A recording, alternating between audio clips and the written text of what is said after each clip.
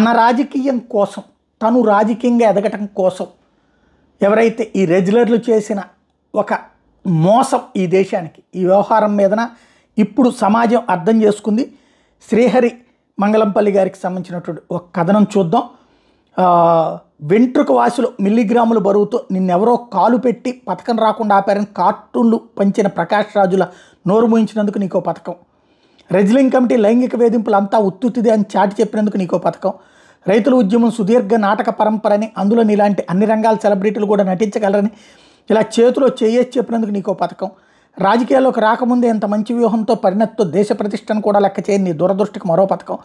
ఆ రోజు రాత్రంతా అన్ని కిలోల బరువు తగ్గడానికి నువ్వు పడిన శ్రమ, బూడిదలో పోసిన పన్నీరు కాకుండా రాహుల్ 2 చేతులు పెట్టి ఆపిన తీరు చూసి ఇంకో పథకం ఇద్దరికి. నీకు కాంగ్రెస్ ఒక గొప్ప సరైన వేదిక, దాన్ని ఎప్పుడో ఎంచుకుని కూడా మధ్యలో పథకాలు సాధించే చూడు, దానికి మరో పథకం.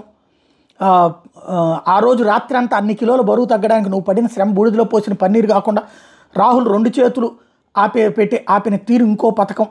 ఇప్పుడు కీర్తిబావుట పతాక స్థాయి జరిగింది. నిజానికి ఇంకే పథకాలు అక్కర్లేదు, నువ్వు ఓ గూటి చిలకవు, ఆ గూటికే చేరావు. ఇప్పటి వరకు గుబులు పడ్డ క్రీడా ప్రేమికులే నీ క్రీడలో బుడంకాయలు.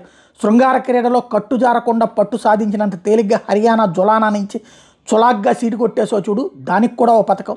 ఏదేమైనా నువ్వు ఈ దేశపు ఆడబిడ్డవు, నువ్వు పథకం తెచ్చుకోక కన్నీరు పెట్టావేమో అనుకుని పాపం మన ప్రధాని కూడా తలడిల్లారు చూడు, అదొక్కటే కొంచెం గిల్టీగా ఉంది.